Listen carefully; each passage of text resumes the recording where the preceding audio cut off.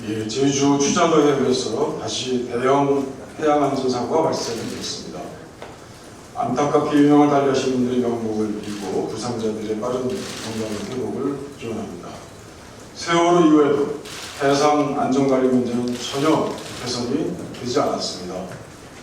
해양경찰청은 해체되고 국민안전처가 신설되었습니다. 그러나 대한민국 국민은 안전합니까? 우리 당은 이번 국감에서 세월호 이후의 해상 안전관리 체계와 사고 발생 시에 우리 당국의 업무 협조, 기타 종합적인 체계를 점검하고 검토하겠습니다. 지난 주말 지뢰도발로 부상을 입은 장병들의 치료비 부담 논란이 있었습니다. 비록 부상 장병들에게 치료비를 전가하지 않는 쪽으로 결론을 냈지만 논란 자체가 부끄러운 일입니다. 아테네 정치가 필리클레스는 전몰자 추도연설에서 조국을 위해 희생한 산자와 중자의 모든 후손에게 보답할 것이라고 천명했습니다. 대한민국은 조국을 위해 헌신한 수많은 영웅들에게 빚을 지고 있습니다. 이번 대통령의 방중 외교 성과는 정부가 외교 부대에서 운신의 폭을 넓힐 것이라고 평가됩니다. 소극적 방어적 외교에서 벗어나서 정부가 평화를 위해 주도적인 역할을 할 수 있는 기회를 얻었다는 점에서 평가합니다. 우리 외교는 한반도의 평화와 동북아 정세의 안정을 전략 목표로 해야 합니다. 기묘해진 한중 관계를 지렛대로 해서 미국과 북한을 대화의장으로 끌어들이는 데 총력을 기울여야 합니다. 다음 과제는 북핵 문제를 해결하는 것입니다. 그래서 대화의장으로 모시는 것입니다. 방중선거는 이번 10월 한미 정상회담을 통해서 재평가하려고 합니다. 오바마 대통령과 10월 정상회담에서 북한 문제 해결에 진전이 있어야만 합니다. 미국의 현 대북 정책 기조로 할 수 있는 전략적 인내 정책 변화를 이끌어낼 수 있어야 합니다. 그래서 미국과 북한을 대화의장으로 끌어낼 수 있는 것은 우리밖에 없습니다. 미국이 오랜 적국이었던 쿠바, 이란 이런 각국의 관계 개선 조치를 우리는 봤습니다. 북핵 문제 해결을 위한 세계 노력에 동일한 작대가 진행되어야 될 것이라고 봅니다. 박근혜 정부가 8.15 남북협의와 방중 외교 성과를 북핵 문제 해결의 모멘텀으로 꼭 활용하시기를 바랍니다. 그러나 한중 FTA에 관해서는 다른 의견을 가지고 있습니다. 한중 FTA를 이번 박근혜 대통령의 방중 외교의 성과에 이은 치적 쌓기로 접근하는 것은 절대로 옳지 못합니다. 무턱대고 저지른 식의 통상 정책은 전면적으로 제고되어야 합니다. 이때 국회가 제 역할을 해야 합니다. 지금 여당에서는 한중 FTA 여야정 협의를 계속 주장하고 있습니다. 뭔가 위에서 주장하는 것을 이행하는 듯한 태도입니다. 저희는 신중한 접근을 요구합니다. 한중 FTA 특위를 구성해서 신중한 기회를 가져야 한다고 생각합니다. 이번에 방중 외교와 한중 FTA는 장단기에 구별되어야 될 정책적 효과가 있다는 것을 분명히 해야 합니다. 한중 FTA는 적어도 한미, 한EU FTA와 비교해서 높은 수준의 FTA라고 안 할 수 없습니다. 자동차 부품 등 모든 FTA에서 언제나 최우선순위에 차지했던 업종이 초민감 품목으로 분류되고 또 양호가 제외되면서 FTA를 왜 해야 되는지에 대한 의문도 들고 있습니다. 그 이후로 현지 생산을 내세우지만 미국과 EU에서는 이미 오래전부터 현지 생산을 하고 있습니다. 한중 FTA는 그로 인한 자동차 수출 증대 효과가 없다는 주장을 한사코 부인한 정부가 더 이제 무슨 변명을 해야 할지 모르겠습니다. 더더군다나 지금 우리는 한중 FTA에서 또 다른 불거지고 있는 차이나 리스크를 고려해야만 합니다. 차이나 리스크가 언제 어떻게까지 더 진행될지 모르고 있습니다. 그 피해는 이미 구체적인 목전에 와 있는 상태입니다. 한미, 한EU, 한중에다가 TPP 등의 내각 FTA까지 고려하면 이미 우리의 관리 능력은 훨씬 상회하는 리스크를 마주할 것입니다. 더더군다나 이번에 환경 문제, 또 불법 언어에 관한 문제, 이미 한중 FTA를 논의하는 단계에서 상당한 깊이까지 논의됐다가 이것이 최종적으로 빠졌다는 것이 확인이 됐습니다. 봄마다 우리를 괴롭히는 황사현상, 한 인접국가 안에 있어서의 환경 문제에 관해서 이 한중 FTA에서 반드시 논의돼야 될 문제라고 생각합니다. 이 점에 관한 분명한 이해와 해결에 대한 의지 없이 손쉽게 여야정 협의를 통해서 한중 FTA를 국회에서 해결하려고 하는 것은 저희들이 받아들이기 어렵습니다. 그래서 오늘 여당의 원내대표와 협의를 통해서라도 이 점에 관해서는 분명히 해서 그 뒤에 여러 가지 협의 문제를 이와 연계시키려고 하는 것에 대해서는 절대로 응할 수 없다는 점을 이미 밝혀놨습니다. 이상입니다. 이어서 조성영 최고위원의 발언이 있겠습니다.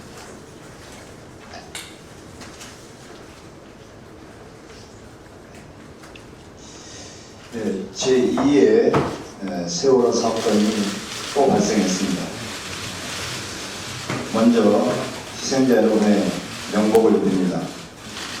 그리고 유가족께도 깊은 위로의 말씀을 드리고 실종자분들의 조속한 귀환을 기원합니다.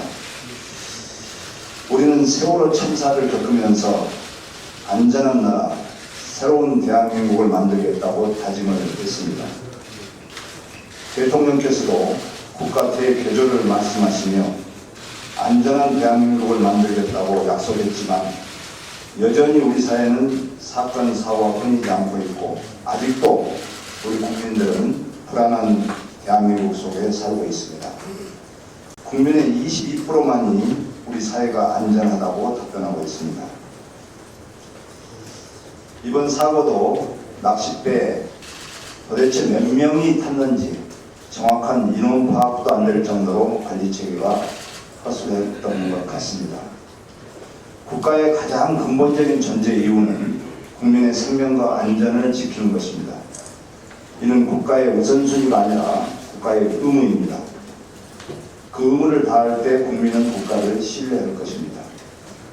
우리 사회 전반에서 국민의 생명과 안전을 이어가는 위험 요소들을 다시 한번 재점검하고 실효성 있는 재발 방지책을 마련해야 할 것을 정부에 촉구합니다. 우리 당도 진상조사단을 구성해서 철저히 조사하겠습니다. 최근 당 혁신과 관련해서 당내에 위험천만한 발언에 대해서 한 말씀 드리겠습니다. 당 혁신을 바라는 당 구성원들의 의견에 대해서 혁신위원회가 과민한 말씀을 쏟아내는 것은 바람직하지 않습니다.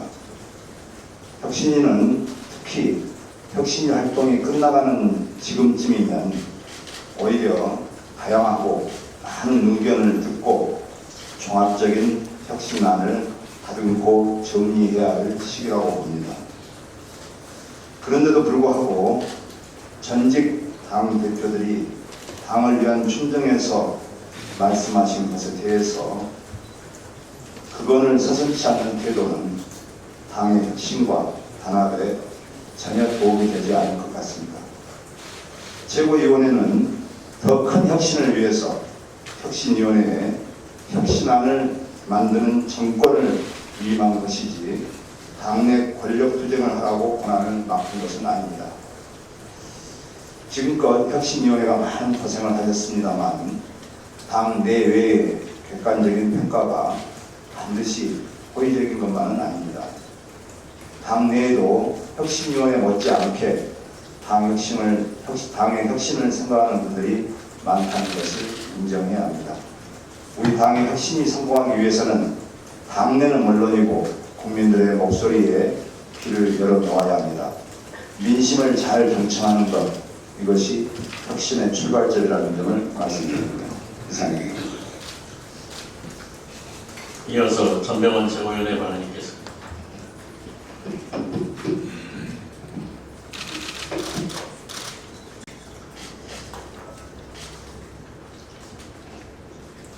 또다시 낚싯배가 침몰해서 새벽만이 부조되는 참사가 발생했습니다. 사망자의 명복을 빌고 실종자의 생활을 기원합니다. 그러나 아쉽고 안타깝게도 이번 돌고래호 침몰 참사는 세월호 사건의 재편이고 세월호 참극의 대작입니다.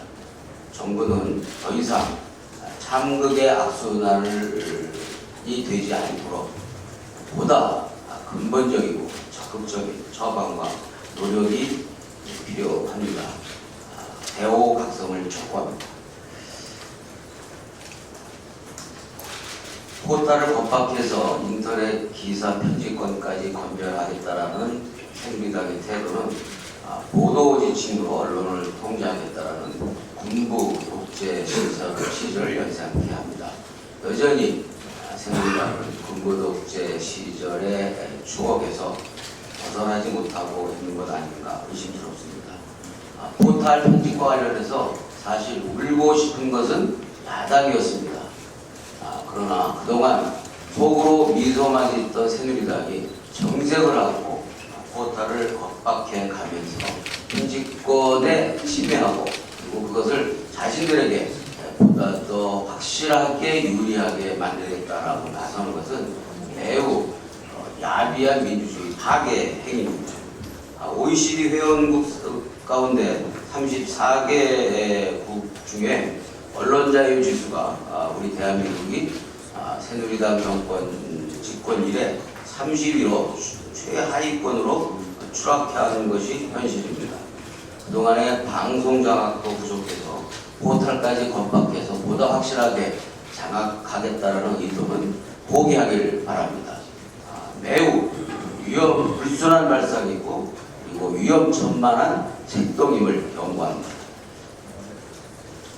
안철수 전 대표께서 혁신 과정에 대한 지적을 하셨습니다. 전임 대표로서의 충정으로 이해를 합니다. 특히 제도와 시스템이 마무리되는 시점에 성공하는 혁신을 위한 전임 지도부로서 충원이라고 생각합니다. 저는 여러 차례 과정과 절차로서의 혁신, 열린 혁신을 주장해온 바 있습니다.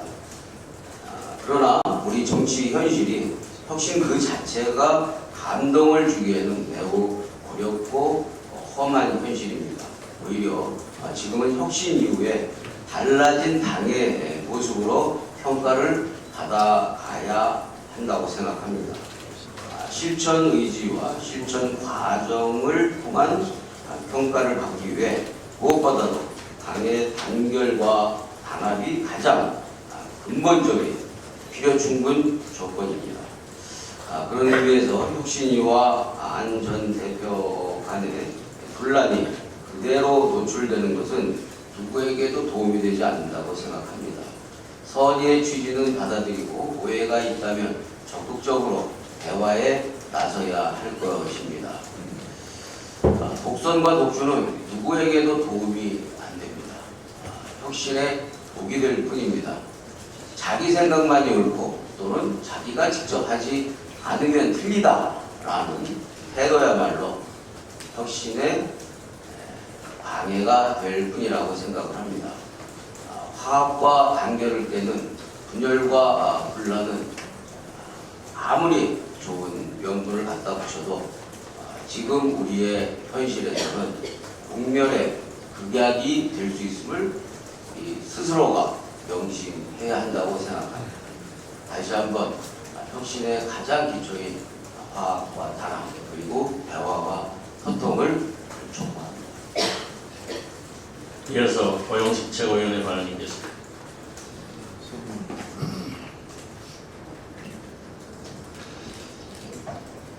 혁신을 중심으로 한 혁신 작업이 막바지에 온 것으로 보입니다.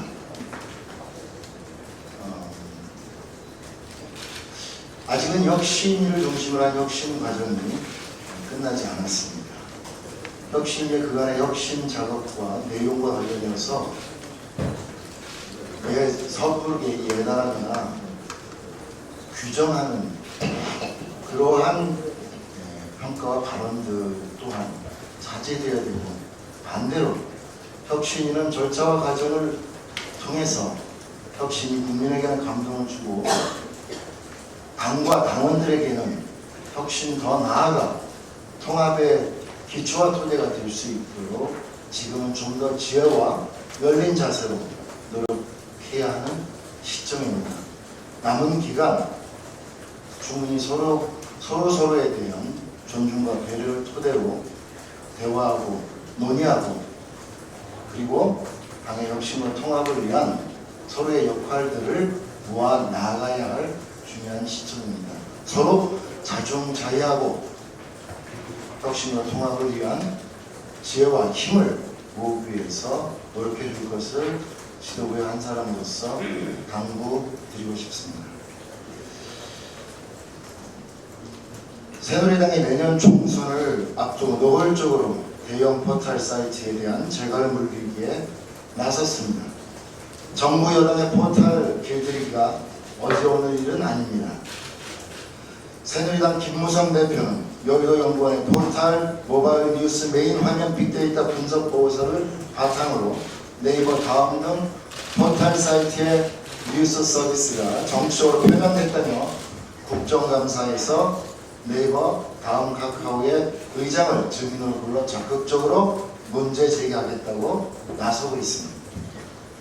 현재 새누리당은 네이버, 다음 카카오 오너 등을 이방희, 교문희, 정무희, 안행희 등 4개 국회 상임위에서 증인 채택이 될 수 있도록 전방위로 압력을 가하고 있는데, 김무성 대표 경영권 분쟁으로 민낯을 그대로 드러낸 재벌의 총수 등을 증인으로 세운 것에 대해서는 반대하면서도 유독히 포털에 대해서만 대표도 아닌 오너를 증인으로 부리려고 하는 이중적 행태를 보이고 있습니다. 정부 여당은 인터넷 산업 활성화를 대선 공약으로 내세우고 그동안 창조 경제를 외치면서 규제 철폐를 외치다가 총선이 다가오자 국내 대표 포털의 오너들을 불러 포털 길들이기와 재갈 물리기를 시도하고 있습니다. 총선 승리라는 자신들의 이익을 위해서라면 대선 공약이나 정부의 정책 방향은 얼마든지 무시할 수 있다는 참으로 무책임한 행태라 아니할 수 없습니다. 포털이 편향되어 있다는 새누리당 주장은 포털을 위축시켜서 인터넷 여론을 자신들의 입맛에 맞게 활용하고자 하는 불순한 의도가 깔려 있습니다.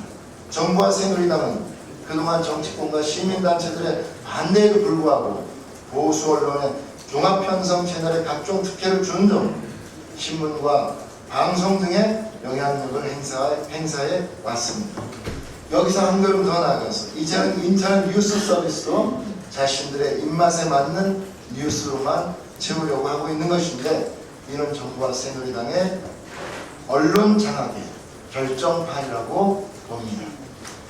인터넷 뉴스마저 정부와 새누리당의 입맛에 맞는 뉴스만이 남게 된다면 이미 보수 신문들과 종편들로 인해서 기울어진 운동장이라는 평가를 받는 언론 환경에서는 더 이상 정부와 새누리당의 잘못된 점을 지적하는 기사 찾아볼 수 없을 것입니다. 또한 대놓고 시발단을 운영하겠다며 포털에 오피셜 댓글 도입을 강요하고 명예훼손 게시물을 방심위가 직접 나서서 차단 삭제하겠다는 행태를 보면 이 대한민국 언론 환경은 이제 기울어진 운동장 수준이 아니라 뒤집어진 운동장이라고 해야 할 정도로 개탄스러운 상황이 되어버렸습니다. 지난 2007년 대선에 앞서 진성호 전 의원이 이명박 후보에게 불리한 기사가 나가지 않도록 네이버를 평정했다고 발언해서 물의를 빚은 바도 있습니다. 당시에도 인터넷 포털 뉴스의 사회적 책임 운운하며 네이버와 다음의 임원이 증인으로 출석했습니다.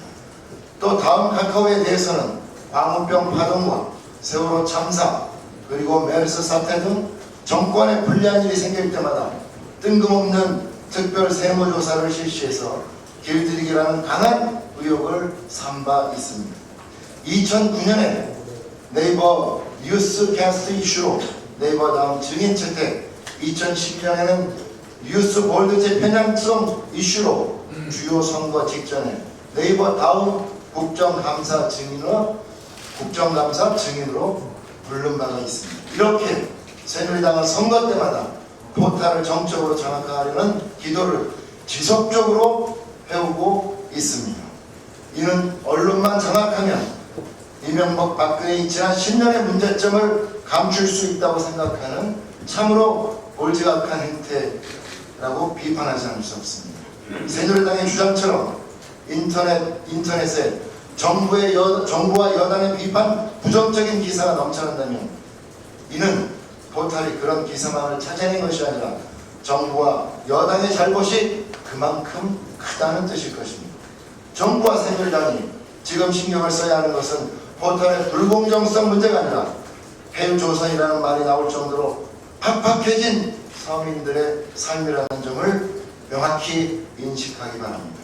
자신의 잘못에는 눈을 감으면서 잘못을 지적하는 손가락이 공정하지 못하다고 궤변을 늘어놓는 모습이 2015년 현재의 새누리당의 부끄러운 자화상입니다. 이는 한 줌의 권력으로 국민의 눈과 귀를 가리겠다는 것이고 이 같은 잘못된 행태에 대해서는 우리 당은 결코 묵과하지 않을 것임을 분명히 밝히는 바입니다. 이상입니다. 이어서 유승희 최고위원의 발언이 있겠습니다. 어제 돌고래에서 안타까운 참사를 당한 분들을 맺고 드립니다. 유가족분들에게도 위로의 말씀을 전합니다. 세월호 교훈이 어느새 사라지고 여전히 해상사고에 대한 안전관리가 부실하다는 것이 드러났습니다. 덮기에만 급급할 것이 아니라 정부 당국은 돌고래호 사고 수습 및 대책에 만전을 기하고 철저한 원인 규명을 해야 됩니다. 지난 금요일 조희연 교육감이 항소심에서 선거 유예 판결을 받았습니다. 자유롭게 후보 검증을 하는 선거의 본질에 비추어 봤을 때 당연한 표현의 자유를 보장한 헌법 정신에 합당한 판결이라고 합니다. 우리나라는 명예훼손 및 허위사실 유포, 후보자 비방죄에 대해서 매우 광범위하게 가혹한 형사 처벌을 하는 나라입니다. 그것이 우리나라가 국제적으로 언론과 표현의 자유평가에서 낮은 등급이 나온 일입니다. 우리를 비롯해서 여러 국제기구들이 각국의 명예훼손 등에 대해서 비형사 방지하를 촉구하고 있습니다.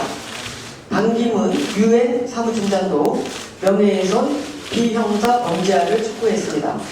만약 조희연 교육감이 선거 과정에서 상대 후보 영주권 의혹이 제기된 것에 대해서 해명을 요구한 일조차 허용되지 않는다면 결국 유권자들은 후보를 검증할 기회를 잃고 알 권리를 박탈당하게 되는 것입니다. 때문에 이번 판결은 민주주의 국가로서 당연한 일입니다. 아울러 검찰의 사고가 유력시되나 검찰이 2심 판결이 던지는 의미를 단성적으로 수용하여 상고하지 않는 것이 민주시민의 소망에 부응하는 것이라고 봅니다. 유념해 주시기를 바랍니다. 아울러서 새누리당의 포털을 공개적으로 압박하는 것은 매우 심각한 언론과 표현의 자유 침해입니다. 새누리당이 총선을 앞두고 포탈을 기선 제압하려고 한다는 의혹이 있습니다. 새누리당 여의도 연구소의 보고서는 허술하게 짝이 없습니다. 정부 여당에 대한 부정적인 기사가 야당에 대한 부정적인 기사보다 10배가량이 많다. 거기에 정부 부처와 산하기관의 정책 비판 기사까지 분석에 포함이 되어 있습니다. 그러나 정책 전반을 다루는 정부 여당이 야당보다 뉴스가 더 많은 것은 당연한 것입니다. 또한 분석 보고에서는 당연한 정부 비판 기사에 대해서도 평가적인 기사라고 제시를 했는데 참으로 어처구니도 없고 어불성설입니다. 새누리당은 정당한 비판과 편파를 구분하지 못합니까? 여당이라고 하기에는 부끄러운 수준으로 매우 비민주적이고 유화적인 내용이라고 아니할 수 없습니다. 새누리당은 포털 기선 잡기를 당장 중단하고 언론과 표현의 자유 보장을 위해서 동참해야 할 것입니다. 참고로 제가 위원장을 맡고 있는 표현의 자유 특별위원회가 인터넷 신문 등록 기준 강화에 대한 긴급 토론회를 내일 2시에 국회의원에서 개최를 합니다. 박근혜 정부가 추진하는 인터넷 신문 등록 요건 강화가 인터넷 언론을 통제해서 언론과 표현의 자유를 침해할 가능성이 높다는 지적이 많이 있습니다. 언론인 여러분의 많은 관심과 취재를 부탁드립니다. 마지막으로 간단하게 좀 전에 전병환 최고위원께서 혁신에 있어서의 열린 혁신이 중요하다는 말씀을 하셨습니다. 한마디 덧붙이면 혁신에 있어서는 원칙을 준수하는 것이 중요하다고 봅니다. 지금 우리 당은 좀 뿌리당원 찾기를 하고 있습니다. 권리당원이 존중되어야 하고 공천 과정에 있어서 제가 지난번에도 말씀을 드렸듯이 50% 참여 원칙이 존중되어야 하며 또한 소외된 당원이 존중되어야 됩니다. 여성, 장애인 등 약자 존중의 원칙, 그래서 30% 원칙은 반드시 지켜져야 할 것입니다. 이상입니다. 이어서 추미애 최고위원의 발언이 있겠습니다.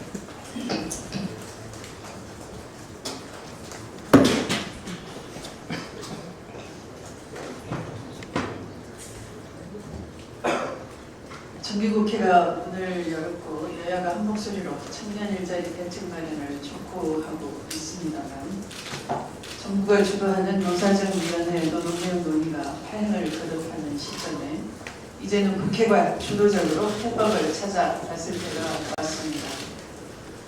지난 금요일 오전 노동민주화, 경제적인 노동민주화 TV 등 청년단체 대표들을 만났습니다. 청년단체 대표들은 청년 일자리를 만들겠다는 여야 정치권을 때 전혀 신뢰를 보내고 있지 않았습니다. 이들은 임시 처방이 아니라 근본적인 대책을 원했고 우리 경제 사회의 불공정성을 바꿀 수 있는 획기적인 처방을 원했습니다. 무거운 책임감을 느끼고 있습니다. 오후에는 한국노총과 노동계와도 대화를 했습니다. 이들도 근로자에게 모든 책임을 미루는 현재의 방식이 아니라 노사정 모두가 고통 분담을 통해서 청년 일자리, 비정규직 문제 해결에 적극 동참하고 나서겠다라는 것을 명백하게 밝혔습니다. 경제위기 극복과 청년 비정규직 문제를 해결하기 위한 사회적 대타협을 반드시 성공시켜야 합니다. 저성장과 청년 실업, 가계의 빈곤을 막기 위한 일자리 개혁이 절실합니다. 이를 위해서 우리가 제안한 여야의 청년 비정규직 대표 노사정이 함께하는 사회적 논의에 정부 여당이 적극적으로 참여할 것을 촉구합니다. 당 쇄신안에 대해서 처음에 당 쇄신일을 마련할 때의 목표처럼 당내 분열을 극복할 수 있는 탕평책, 이제는 탕평을 하도 많이 들어서 그것마저도 지루한 동의 반복으로 들리고 있습니다. 아예 탕평이 탕탕이 되도록 아예 개파나 개보 이런 얘기가 전혀 나오지 않도록 탕탕하는 그런 자세가 우리 모두에게 필요하지 않나 싶습니다. 이렇게 보면 왼쪽이 보이고 저렇게 보면 오른쪽이 보이는 그런 쇄신안이 아니고 제대로 탕탕할 수 있는 그런 쇄신이 알맹이가 되어야 할 것 같습니다. 당의 구심력이 이렇게 가면 자꾸 떨어질 것 같습니다. 당의 구심력을 더 모으고 또 당의 외연을 확장할 수 있는 그런 처방이 담겨야 할 것 같습니다. 또한 아울러서 정치의 본질은 책임입니다. 책임과 대표성이 조화를 이루어야 합니다. 그런데 책임과 대표성이 좀 부족하다 보입니다. 책임 없는 대표, 그런 방안이 맞지 않은 것 같습니다. 일례로 최고위원제를 지역 분할 체제로 한다면 바로 그런 최고위원이라는 당 지도부로서의 책임과 대표 선거의 구조화가 하나 이해가 될 것 같습니다. 그런 것들이 제대로 정말 열린 혁신이 돼서 앞으로도 논의에 잘 모아져서 국민이 이해하고 받아줄 수 있는 제대로 된 혁신안이 탄생될 수 있도록 모두 힘을 모았으면 좋겠습니다. 이어서 이영국 최고위원의 발언이 있겠습니다.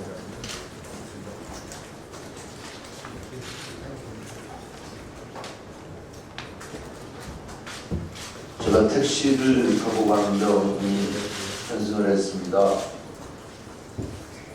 그런데 그분이 힘이 있다고, 권력이 있다고 저보고 욕을 하고 오히려 내리라고 한다면 얼마나 분통이 터지겠습니까? 지금 25,000불 소득까지 올린 노동자들이 선진국 진입의 장애물이라고, 또 외국인 투자의 장애물이라고 얘기하고 있습니다.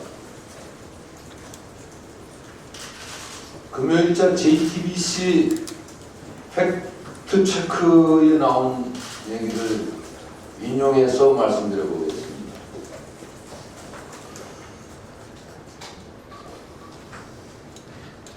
프린스턴 대학의 후쿠야마 교수는 사회적 신뢰 기반이 없으면 선진국에 진입할 수 없다.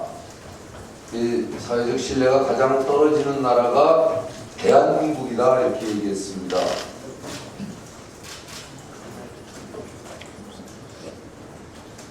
그 다음에 외국인 투자자들에게 여론조사를 했습니다.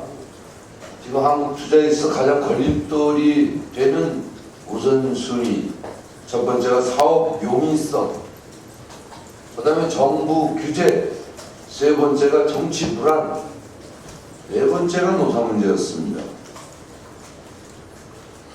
전혀 투자의 장애물은 오히려 노동자가 아니라 정부고 정치권이었고, 또 사회 불안을 지금 야기하고 조장시키는 정부 여당이 오히려 우리 3만불 시대의 진입 장애물입니다.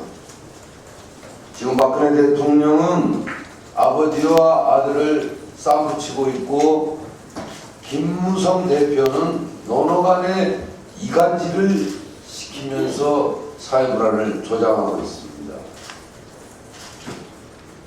지금 외국의 전문가들이 보거나 투자가의 눈으로 봤을 때 대한민국의 발전의 장애는 지금 우리나라 정부 여당입니다. 저는 노총위원장을 3번이나 했지만 투쟁만 하지 않았습니다. 많은 분들 기억하시겠지만은 해외 자본 투자 유치를 위해서 미국, 일본 다 뛰어다녔습니다. 그리고 생산 현장의 노사 화합과 조정을 위해서 열심히 전국을 뛰어다녔습니다. 이런 노동자들은 CNN 뉴스, 전혀 근거도 없는 CNN 뉴스 최근에 6년간 보니까 2009년도 쌍용 자동차 노사 분규 보도 외에는 한 건도 없었다고 합니다. 그런데 연일 몇 시간 노동자들의 쇠파이프 때문에 그 보도가 나가는 바람에 유치가 안 되고 3만 불이 안 됐다고 이렇게 허위 거짓말하는 김무성 대표는 아무런 책임도 없고, 그걸 비난하는 저는 사퇴하라고 하는 새누리당이 정말 양심이 있는 조직입니까? 그리고 김무성 대표는 일자리 누가 만듭니까? 사장님들이 만듭니다. 그럼 일자리 만드는 데 있어서는 노사의 고통 분담을 요구해야죠. 노동자 잘라서 노동자들 취업시키겠다. 그게 일자리 창출입니까? 돌려막기가? 아무 의미 없는 거 아닙니까? 그러면 정작 일자리를 만들어야 하는 재벌들에게는 지금 무엇을 했죠? 아무것도 한 게 없지 않습니까? 노동자들에게 일방적인 고통 전담만 요구하는 이런 행위, 왜 본인이 재벌의 아들이기 때문에 티내는 겁니까? 이제 우리 사회의 주역이었던 노동자들을 이렇게 막패기식으로 함부로 말씀하지 마시고 거짓 자료까지 대면서 함부로 얘기하지 마시고 필요하면 저하고 맞짱 토론합시다. 이상입니다.